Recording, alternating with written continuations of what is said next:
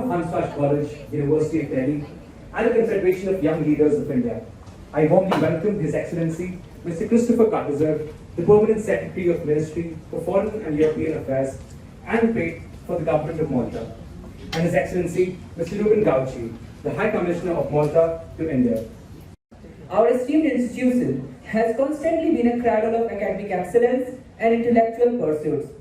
As Hansraj College continues to evolve with the changing times, it remains steadfast in upholding its core values of academic excellence, integrity, and holistic growth.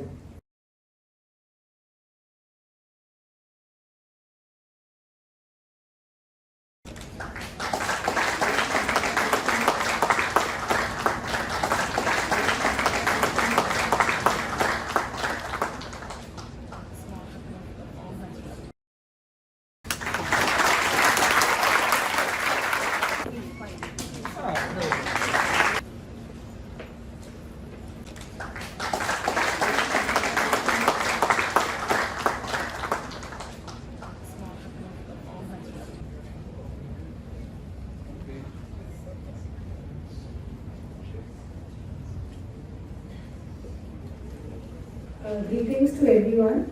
His Excellency Mr. Christopher Carter, the Permanent Secretary of the Ministry for Foreign and European Affairs and Trade of the Government of Malta, His Excellency Mr. Ruben Gauci, the High Commissioner of Malta to India. It is with great honor and pleasure that I welcome you all to this prestigious event. Today, we are gathered here to celebrate the spirit of diplomacy and international cooperation. Thank you very much. Thank you very much for having us. I won't keep you long. Now, I know about the Confederation for Young Leaders. I've worked with you for a very, very long time. And today you're going to see how young people can be leaders. And this is the way I'm going to introduce my boss, my leader, Mr. Christopher Carter. He's younger than me. He's a young leader. You heard his curriculum vitae.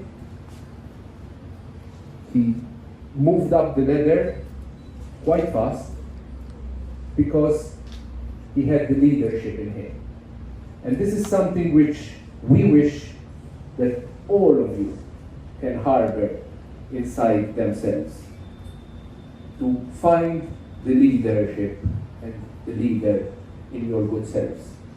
Thank you very much. Thank you very much for that. Unfortunately, I wasn't prepared for it, so I'm going to ad-lib this. Maybe give you an example of things that you might find as you grow up in your careers. Not long ago, I was a student like this as well. I'm not much older than the permanent secretary, just a year older. So I understand how it feels looking up from there up to a stage like this. The international world is a big one. People like you, and for new ideas for people like you to bring up to older generations like us as well, I'd say, even despite not the fact that I'm much older than you, I'd like to think.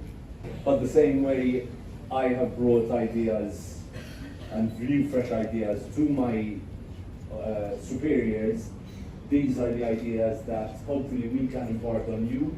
You develop new ideas, and these will you can bring up new ideas to us as well.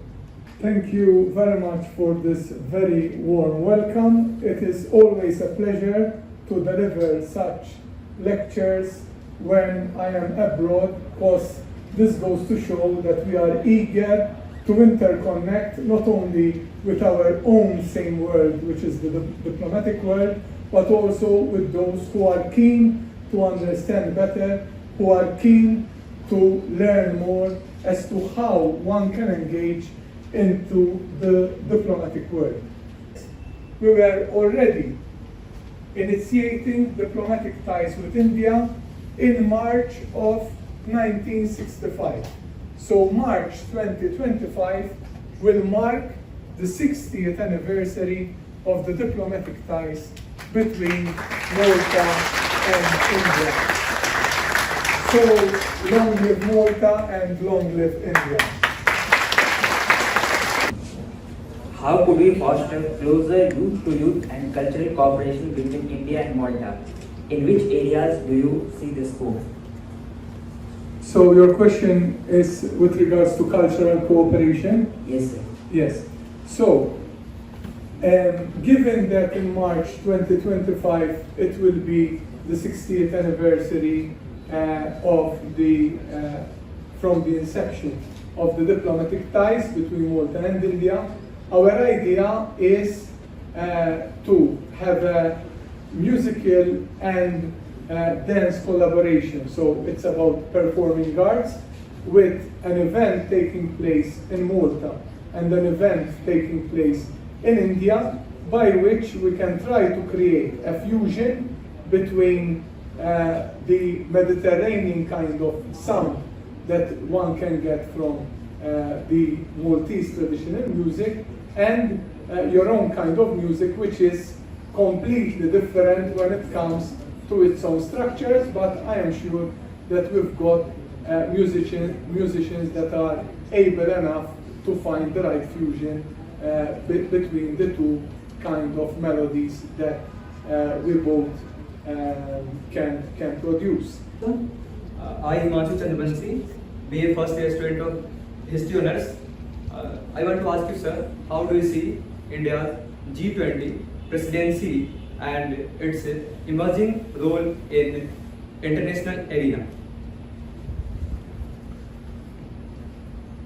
I think that the geostrategic positioning of India nowadays has been strengthened with the fact that the conclusions that were brought along by means of India's own G20 presidency not only gave us the ability to have now coming forward the presidency by Brazil to follow up on the good work of India, but also the fact that the African Union will form part of the G20 setup. That means that this presidency by your own Honorable Prime Minister Narendra Modi was successful in bringing along the idea of widening the scope and always looking at the larger picture. So I think that the two things I love most about India, one is the resilience that the Indian people found right after the World War II to gain independence from the British Empire. And the other thing is that India is serving as a very good advocate of the global South when it comes to promoting a good future. So you can have two options in life. Either just say, I tried to do something, but I did not manage to do so, and that would be a very disheartening way and self-pitying way of how one conducts his own life, or else creating opportunities for a better future. The fact that India is deciding to create opportunities for a better future, I think it is something which is admirable. I'd like to extend my heartfelt thanks to all the diplomats who graced the occasion and provided their insights for us. Ladies and gentlemen, it marks the end of today's brainstorming session. Thank you everyone for joining, and congrats to all. Long live India, Malta blend. Thank you, Jan. Long live India, long live Malta.